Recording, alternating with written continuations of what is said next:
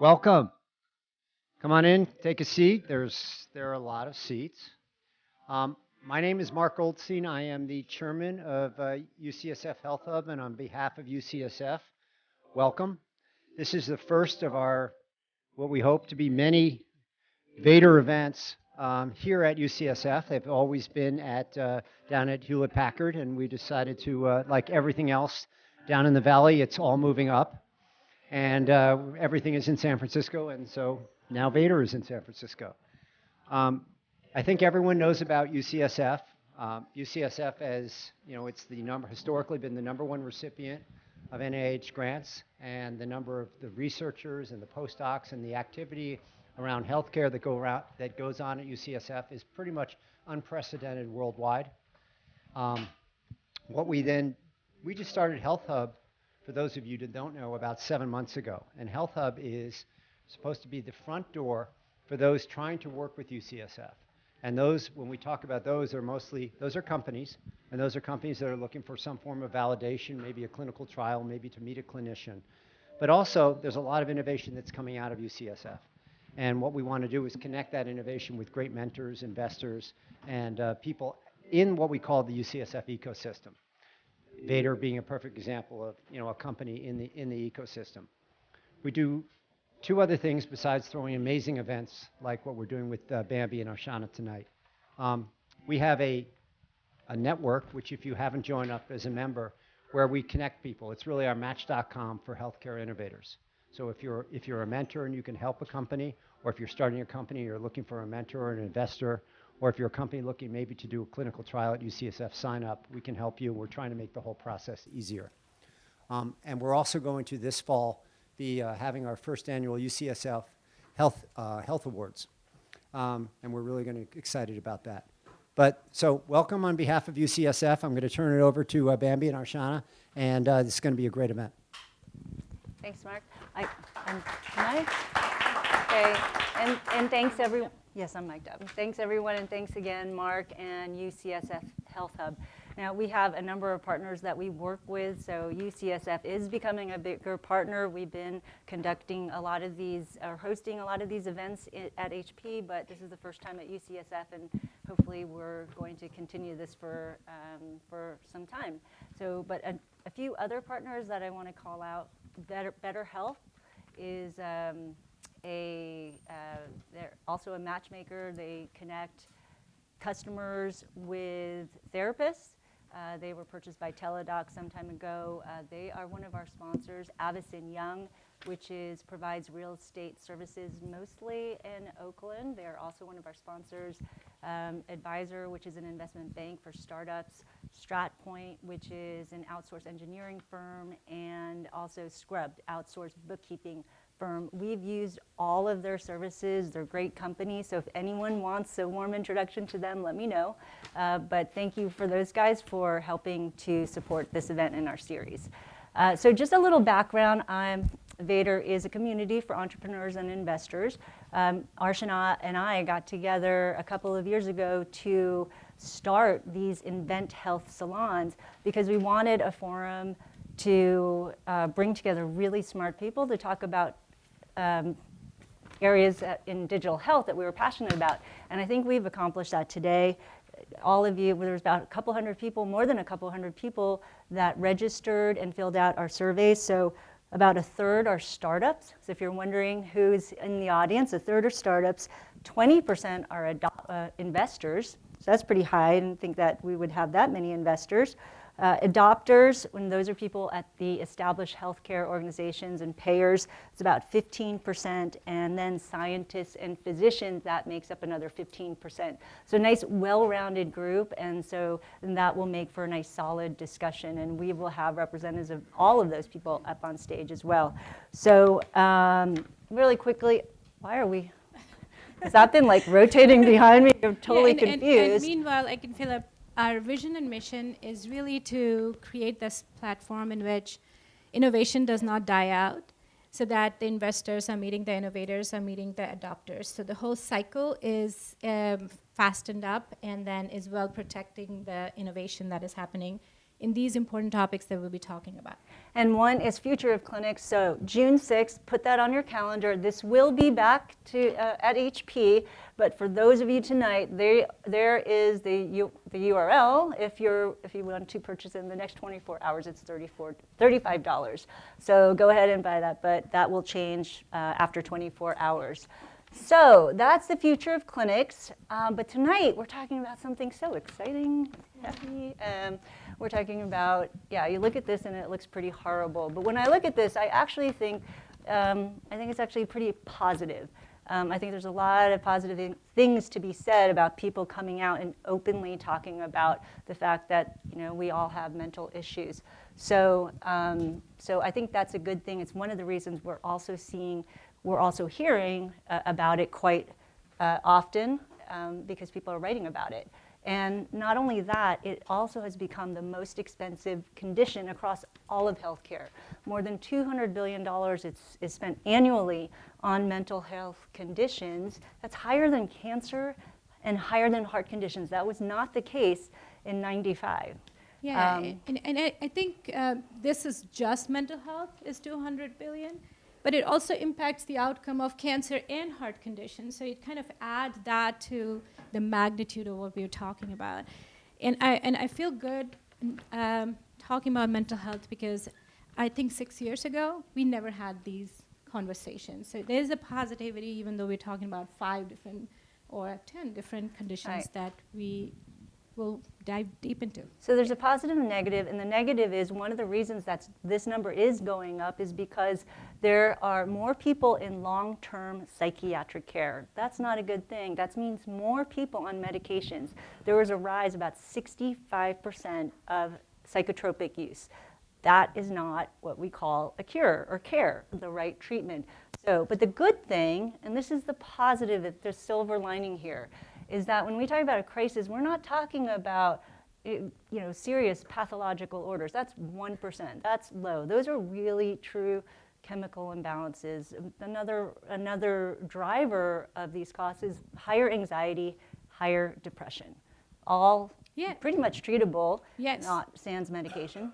Yeah, several of these conditions that have shown this peak and rise of this social phobia, major depression, anxiety, has a lot of situational elements to this. And there are tools that are available that can seriously impact and reverse these conditions, unlike the smaller percentages that you would see as schizophrenia or PTSD that is much deep-rooted and has a genetic component to that. So there is that positive aspect, even though you're seeing a big blue line on the top. Right, but that's just even 20%, and there's still 80% of us who have a mental, emotional problems. We all deal with it. It's like the flu. The flu. People, it comes and goes. And so, and I was talking to Sonia earlier today. This is not the way we can help is to realize this is not a stigma about mental illness, a stigma about PTSD and all of those things. It's a stigma that we ourselves have to own up to. It's a stigma about knowing ourselves, about being vulnerable,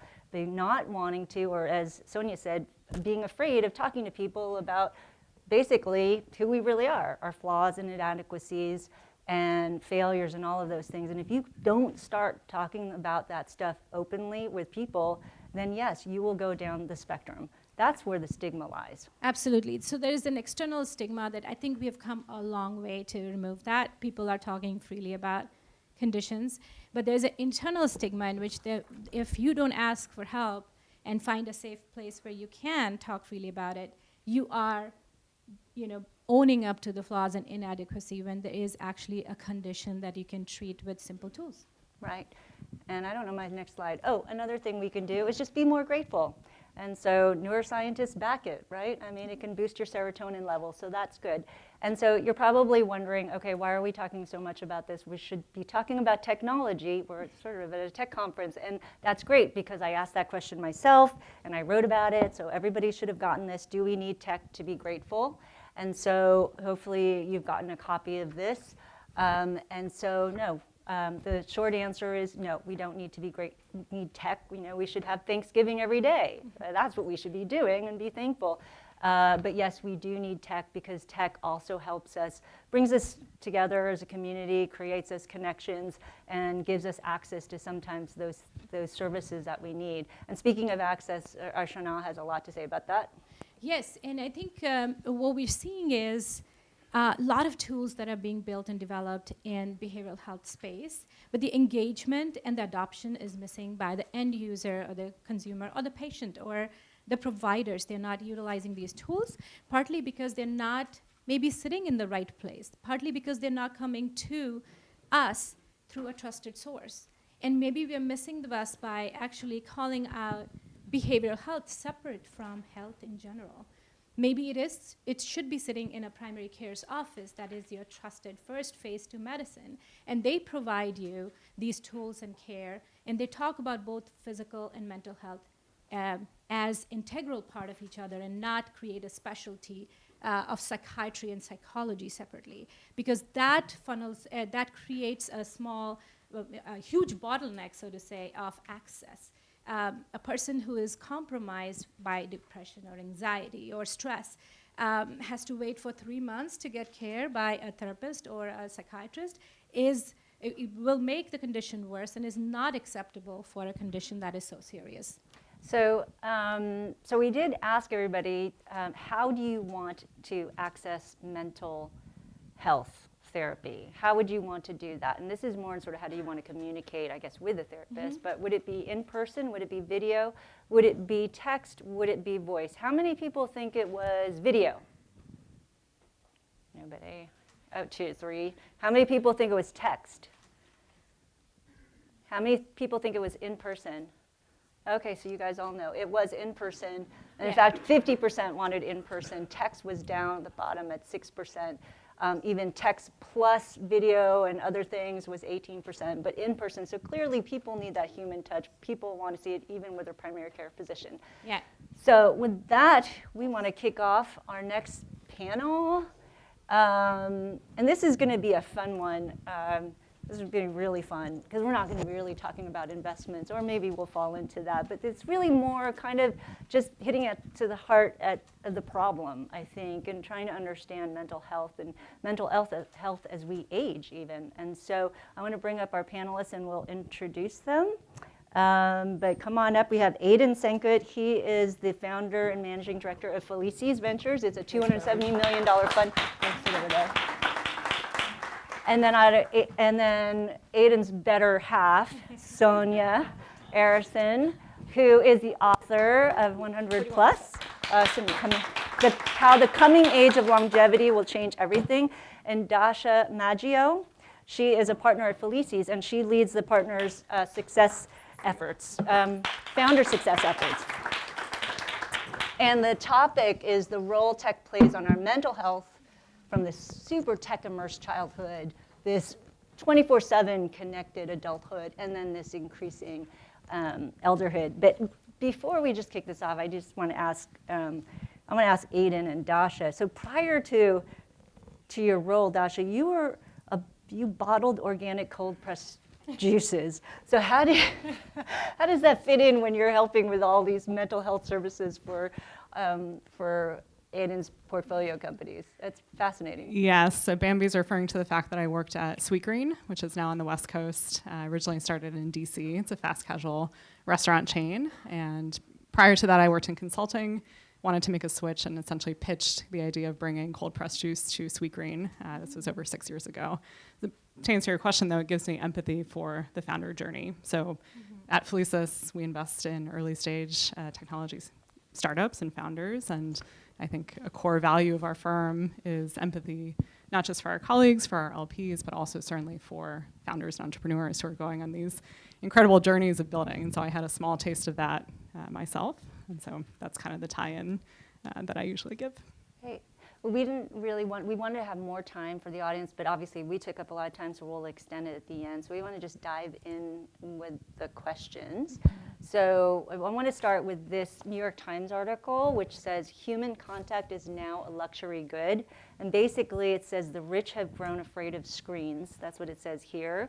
The problem with screens is that it has a premature thinning of the cerebral cortex, and for adults, there's a connection between screen time and depression.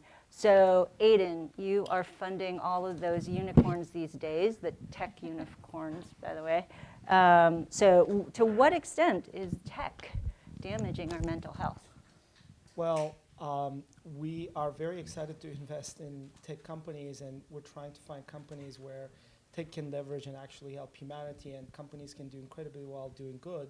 I think inevitably, when we just mentioned tech as a broad umbrella, maybe we can take to mobile devices, but like maybe one anecdote that will, is this a little bit better? Yes. Perfect, sorry about that.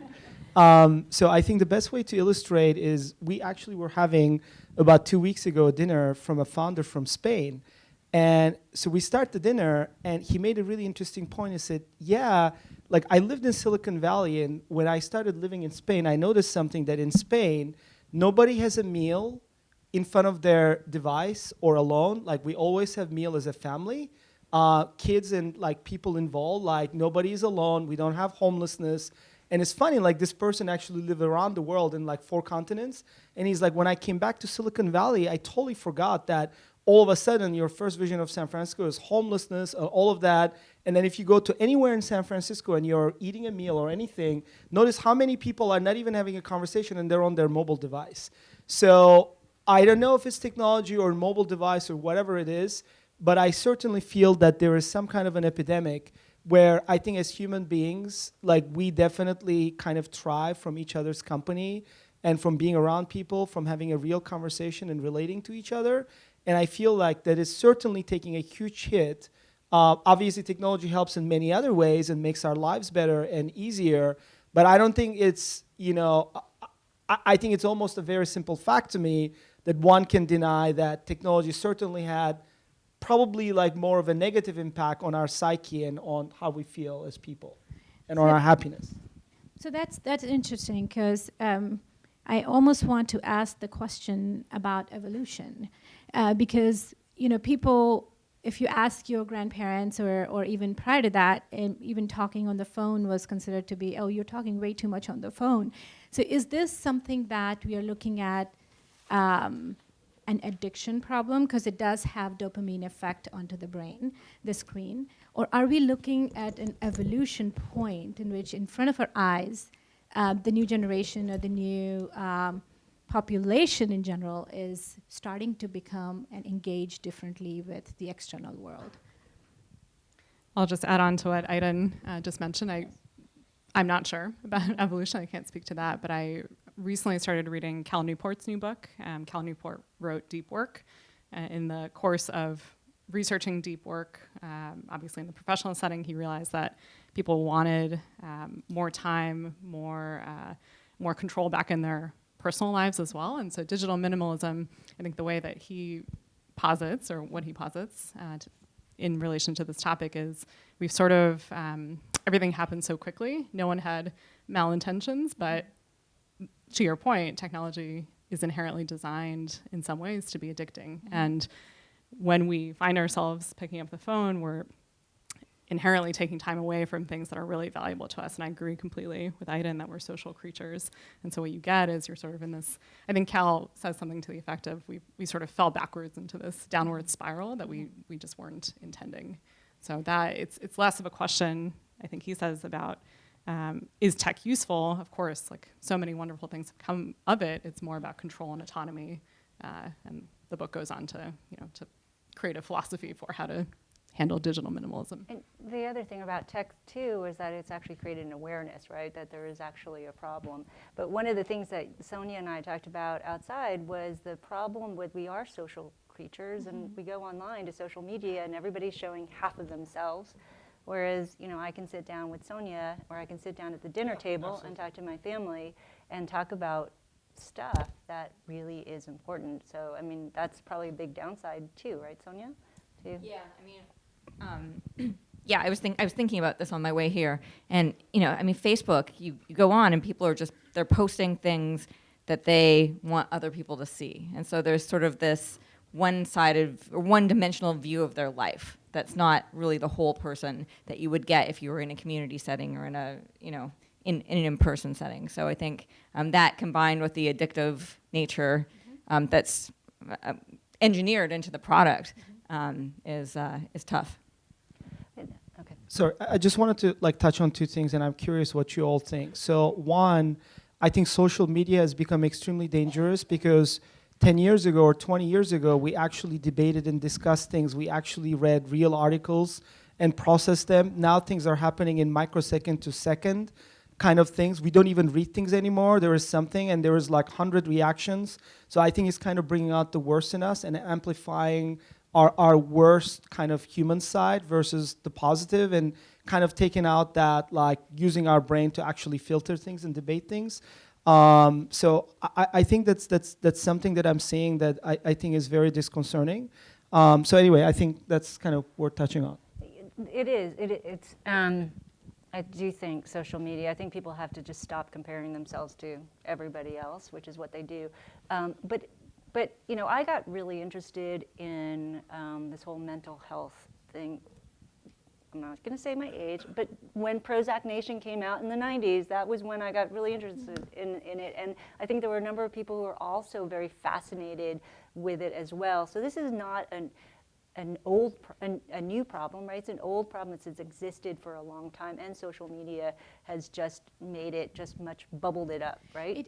Is it a mental health crisis, or is it we're just hearing more of it? I wonder to what extent it's sort of cognitive overload too. If there's Aydin was saying, you see all these headlines and stuff, but you never have time to read anything. So you're just getting all this information flashed before your eyes, and you're trying to process it all, but you're not really processing it, and then you're just sort of overloaded, and it all kind of breaks down from there. Well, she's the physician, so what do you think? Yes, absolutely. So, we do have plenty of data that does talk about passive users of social media are more depressed. When they're not actively communicating with social media, and they are just seeing people's personas being there and feeling a FOMO. It's not a medical term. And then it is happening in isolation. So that's another very dangerous aspect of social media that we do experience, is that somebody in a tender age or even a vulnerable state could be going through either bullying or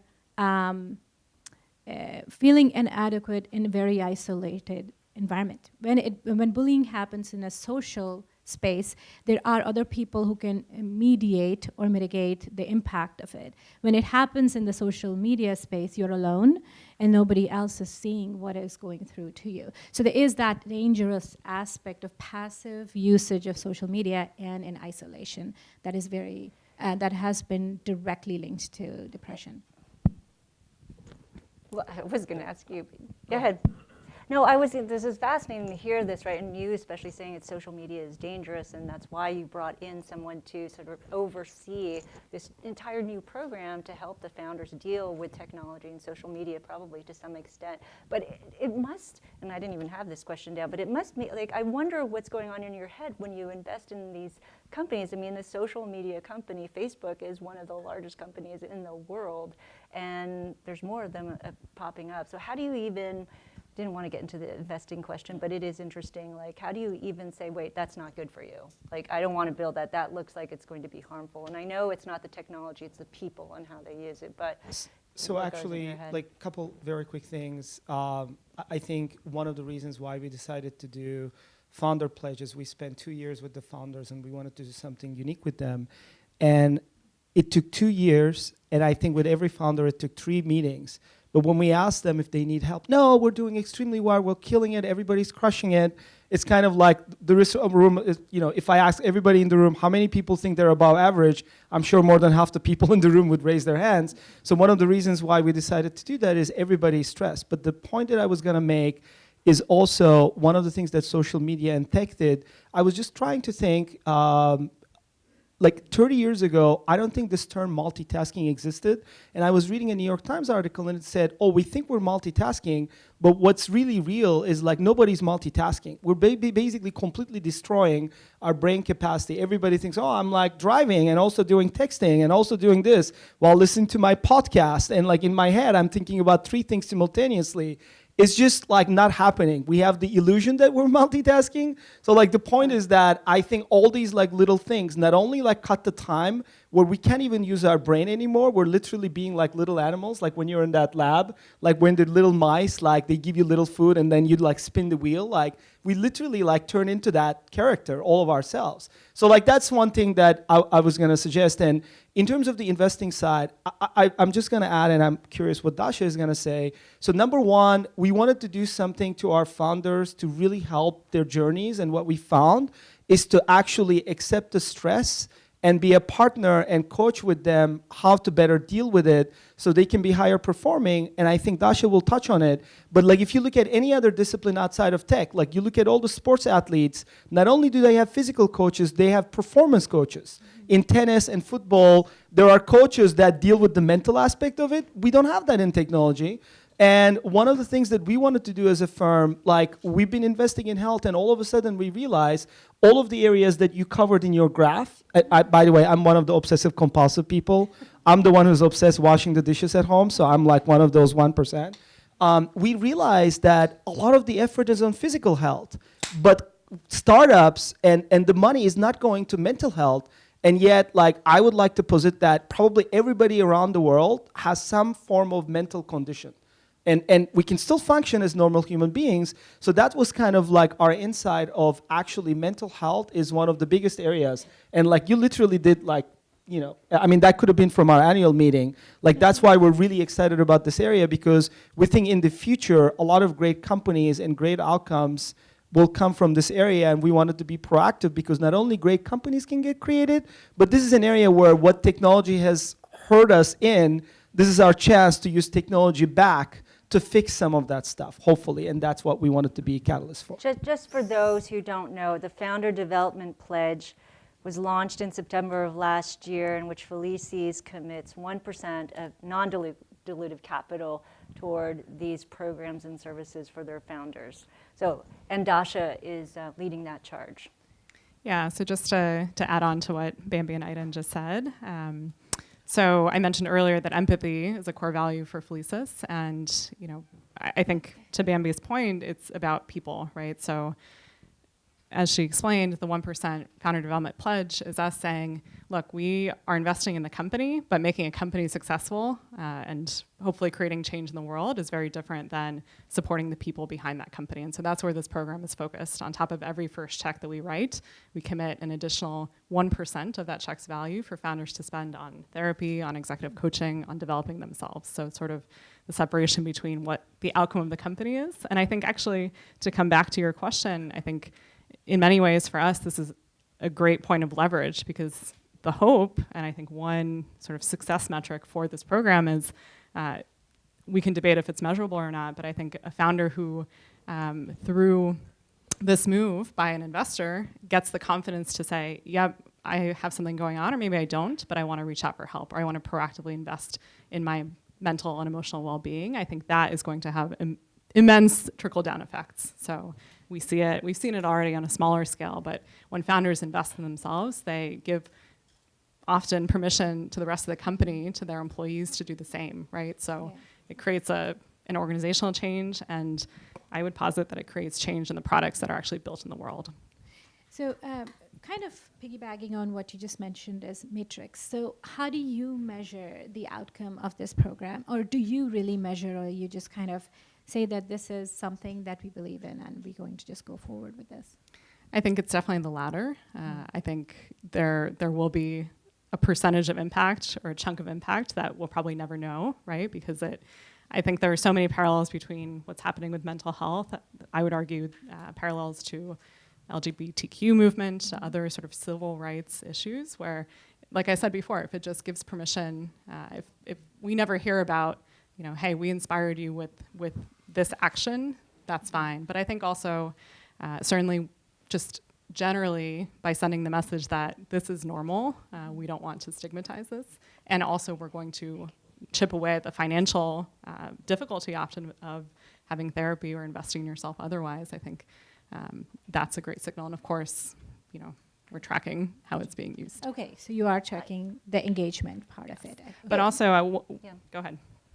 No, go ahead. I was just going to make a tie-in to, someone alluded to, I think, Gen Z. I'm fascinated by what's happening with Gen Z. I think it's 1 in 3 teens have anxiety, social anxiety, depression, kind of all those major categories. And I think, from my perspective, I play that forward and think about these teens who are growing up now will be the founders of the future, right? And what kinds of companies are they going to build when they grew up digitally native, but they hit the real world? So I think it's a fascinating thought experiment. Quickly touch on what you were saying about whether you have an outcome measurement to this, or if this is something where you're giving, which you are, right? This is non-dilutive capital that you are giving.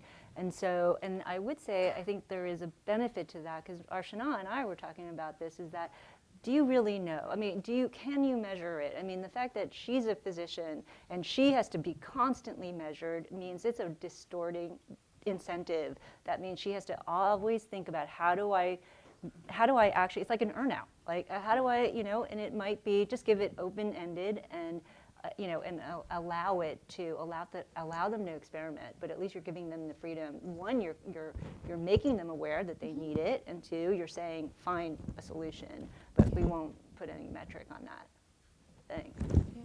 So, but I wanted to bring Sonia up Yes. on, which is, Yes, because I wanna there bring are Sonia multiple into this different. discussion. I mean, that sort of segues to there's multiple different ways that we can kind of help ourselves, in particularly gratitude, and because as we saw, that was the number one thing. Yeah. That was actually a big thing, a big driver of helping us, right? How do we feel grateful? And as Sonia and I were talking about, like, you can't be grateful if you're sitting there looking at your Facebook page, going, "Oh man, they just got a new house. Oh man, their kid just graduated, blah blah blah," or whatever, right? It's hard to.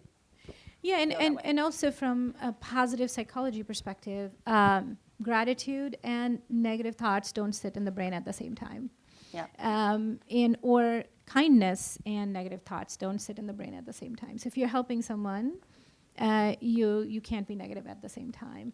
So we have several questions from your book that actually, so. Yeah, Go well, for I it. mean, so one of the things, religion, whether you're religious or not, there's a lot of value in being grateful, and that's what religion teaches you. Sonia wrote an entire chapter about the, religion in the age of longevity, so she knows quite a bit about religion, but the question here, it really is, there's studies that show that if you're religious, you live 5 to 15 years longer. Right? And those are studies. Those are third party. They're not my studies. And so, Sonia, what is it about religion and mental health? What's the association? When I was gathering data for this chapter, I spoke with a number of scholars of religion, and one of them said to me, this was the best thing ever. He said, religion was the very first self-help. The very first self-help discipline. It's the all-purpose technology, basically. He said if you go into a bookstore, the religious texts are always near the self-help texts because they're sort of similar. That's so one of the reasons is the gratitude and the sense of purpose that you get from religion. Also the community. We know that when people spend more time with socializing and with friends, they live longer. That's a fact. And so, all those things together, the community, the purpose, the gratitude, the, looking, sort of evaluating yourself, not necessarily against other people, but in terms of, how do you live the best life? Because one of the questions that religion typically asks is, what is the best life? How do I live my best life? And if you're focusing on that, you're focusing on something positive and not something negative, like you say, so. Yeah.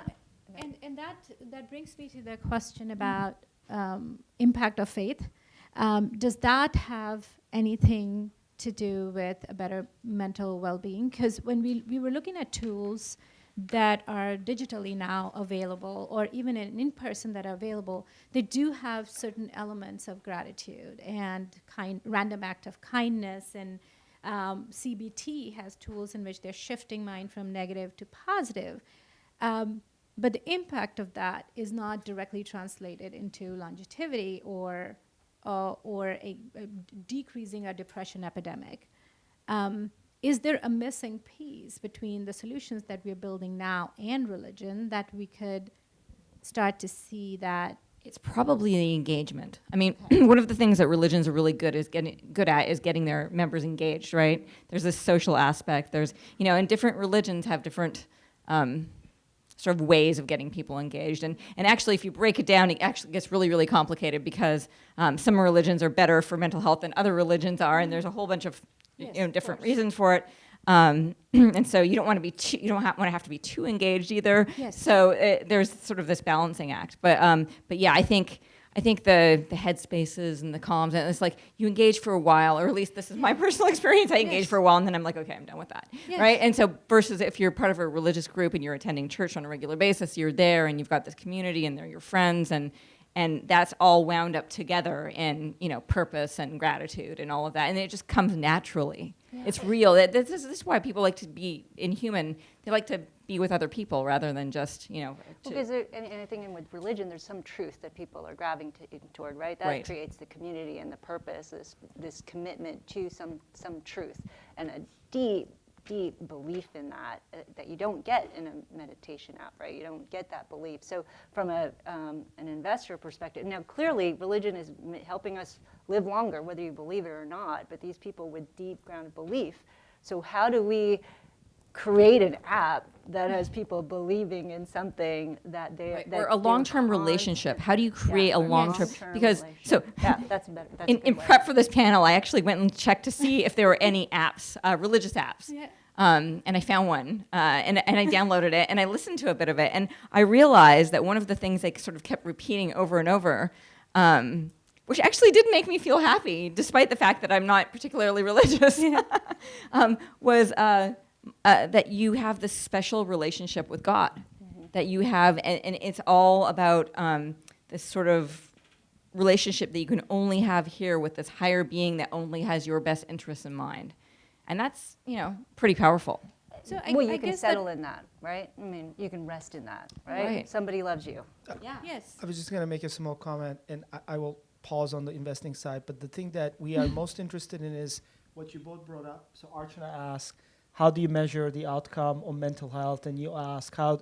So I noticed, I'm wearing a Fitbit. So one of the brilliance of Fitbit is we never really understood or measured physical fitness. And we can say, if you're inactive, 2,000 steps is great. If you're a crazy marathon runner, 20,000 steps is great, but it made it actionable. So you're great. If you did 2,100 steps, wow, you had an improvement today. When it comes to mental health and you're a doctor, the biggest problem is if you cannot measure it, you cannot manage it. So I feel we're in the dark ages. So I don't think, we don't think as a firm of investing in tech of what is the religion app. I think the thing that we're more obsessed with is how can we make mental health measurable and instrumentable so it can be managed so we can help people. So I think that's what we're obsessed with at the moment. Yeah.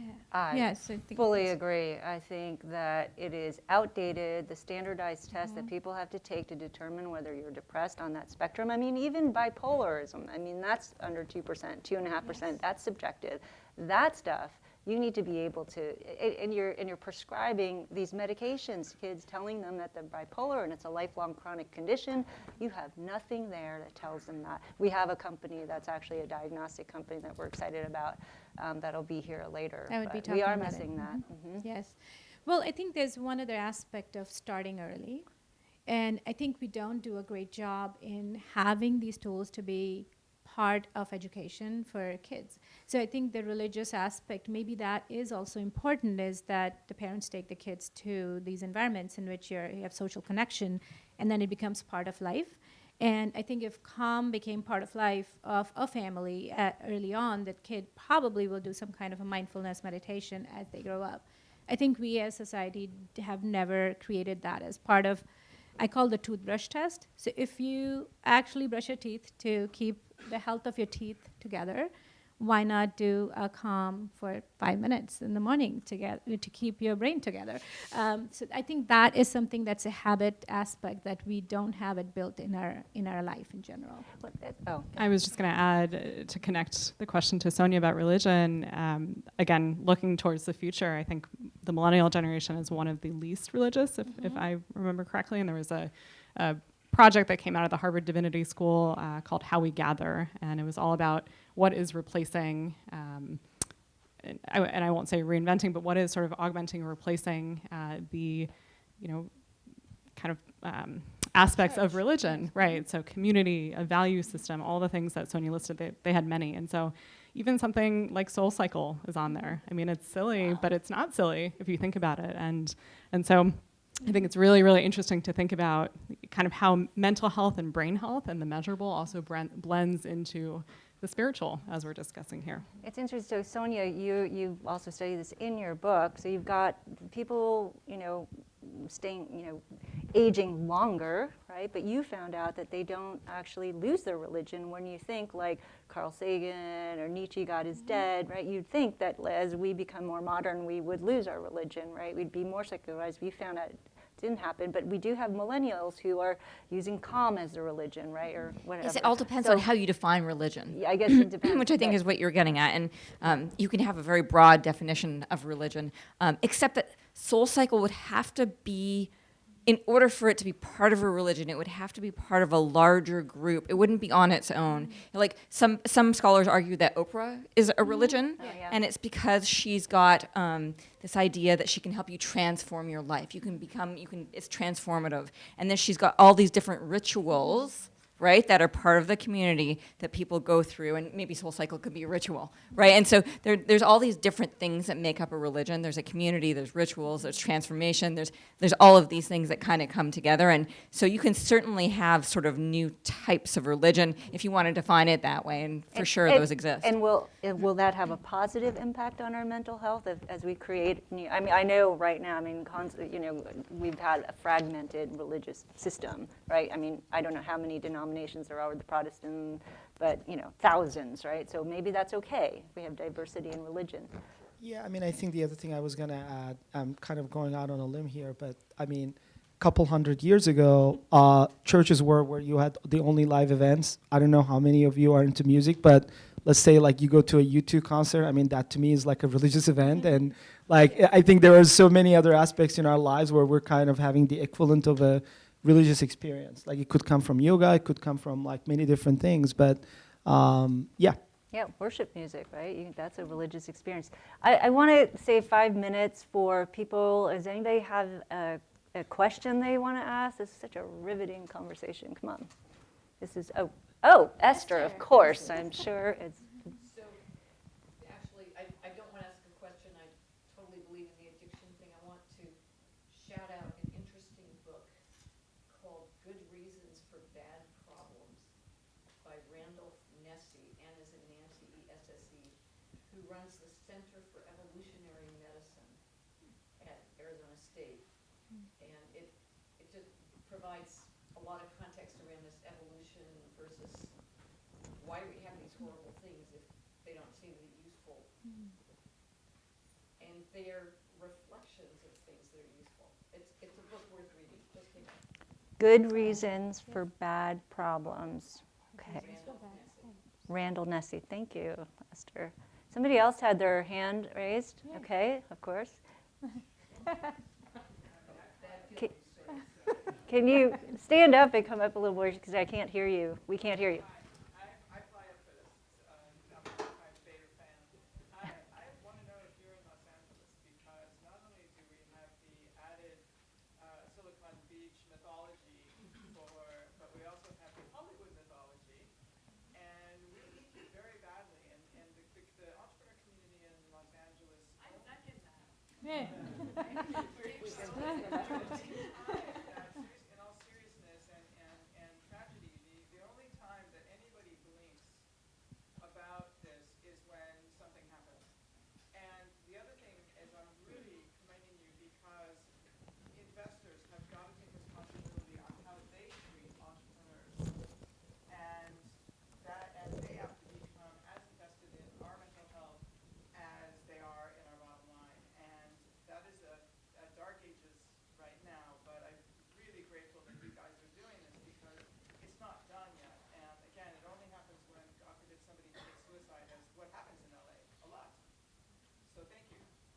Thank you. Matthew, of course. We visit. I've got all the guys that are the usual suspects here that will. Matthew. So I gotta say, I'm baffled, right? The future of mental health, according to you people, is that we have the biggest problem is that poor, broken founders of highly funded startups are suffering. That's our biggest problem. That's what we're discussing. Compared to the opioid addiction crisis, all the other stuff we have going on mental health, I'm stunned that you think that's important enough to even feature. Number one. Number two, the fastest growing religion in America is no religion. The countries with the least religion are Japan and the Nordic countries. They have the longest life expectancy. I see no evidence that religion helps in any way. You have plenty of countries with a poor life expectancy, very high religious beliefs. I'm really stunned that you guys come up with those two issues as the things to open. Well, let me respond for these guys as far as the second one. And if you were here for the very begin, Matthew, we did say mental illness is not over there and then there's us. Okay, what we're saying is that it's all inside of us, and if we leave it unchecked, we will go down the spectrum of being very troubled and very depressed. And so yes, you even need it. We all need it. And whether you're a founder that just got $5 million or with somebody else who didn't, yes, they need it as well. But I think what they're addressing is saying, hey, look, you are going down the path potentially of hitting some hard knocks, which you will because you're a founder. And so you need to address those issues. And if more people are aware of that, that's actually a good thing. And sometimes it has to start with people who are more privileged. And I think they're also leading a team, and they're forming a team, and they're leading a team, and there's a trickle-down effect onto a larger team. So if you create a culture of accepting to ask for help, and in your universe, you can impact that. I do see that's valuable. I do also see that there's an opioid crisis. I also see that people are not getting care and access to care. But wherever you can in your universe impact and have a trickle-down effect to a larger team, I think that's commendable. I also, in my patient population, I say only two kinds of people exist: one who are in therapy and the other who need to be. So consider a therapist to be a life coach that you need to have on your side at all times. Yeah, and then the last thing I will add, look, I have two boys, 6 and 9. Trust me, there are many things that I'm afraid of. Like, I don't want them to get into vaping. I don't want them to to have suicidal thoughts. So one of the things that we're doing, there is only so much we can cover in 45 minutes as a group. Please don't think that just the things that we're touching is all inclusive. All I'm gonna say is, look, I can only speak for our team, but I think being a parent is a really important thing for me, at least in terms of, hey, like what we do, not in terms of just investments, but also like creating some good. And I think if we can at least be a conduit in that, to make sure that, hey, like we can be a positive factor in helping the technologies and the companies that can have a broader impact on people, including like hopefully reversing some of the negating problems we're seeing, like, and the opioid thing, for instance, is one of the number one discussed things we have in addition to mental health. So you're not off. So all I wanted to say is like, yes, you're on something. Yes. Do you guys want to? Oh. Yeah, just to be clear, we have invested in many mental health related companies, including one that is addressing the opioid crisis. So happy to chat with you. Yeah, and on religion, Japan is not an atheist country. The only spot really in the world where religion has significantly decreased over the past 30, 40 years has been Western Europe. And there's other reasons for that. It's called Western European exceptionalism by religious scholars. So you can read my book to figure that out. Have you seen a chart of religious beliefs and no religion amongst young Americans? Well, Dramatically the last 2 decades. From data perspective, I would say that Psychology Today just last year, April of 2018, came out that people who are religious are less depressed than people who are not. So it just is medical data and no other political or religious things laced into that. Yes. Go ahead. I have a startup that sort of posits that we look at data for addiction recovery and we look at compliance with chronic disease management patients. And if we're measuring outcomes as the central user experience, basically like don't break the chain as a Fitbit would do, you see incredibly high drop-off rates. And even like long-term studies have shown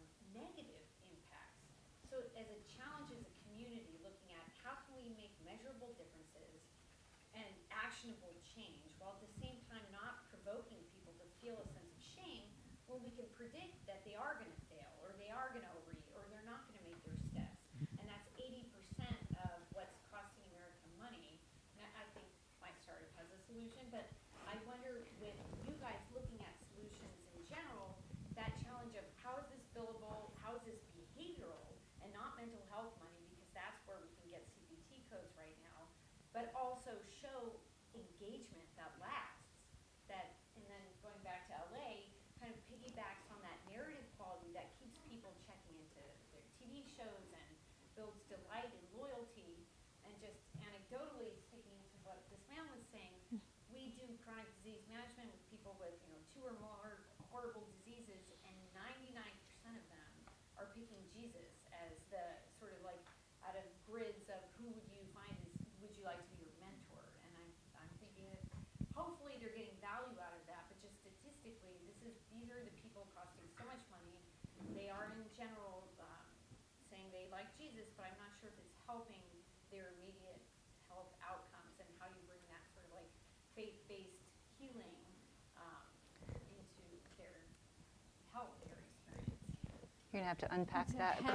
Heavy question. So if I can do it in 10 seconds, look, I think one thing we need to be careful is that everything that we have is like, we touched on evolution, so there's not going to be a panacea. And even the CPT codes, like there's probably like 100 experiments, and like when one kind of became like scientifically, oh my God, this makes a difference, like health systems like, oh my God, we have to cover it. So I think what we're trying to do is, look, like we kind of forget that even when we learn, like when we watch our kids, they have to try something 1,000 times, maybe 10,000 times before it becomes learning. So look, we're probably going to try to back as many companies as we can, and probably hundreds of investors are going to have to do that until we have companies and people and technologies that can affect change.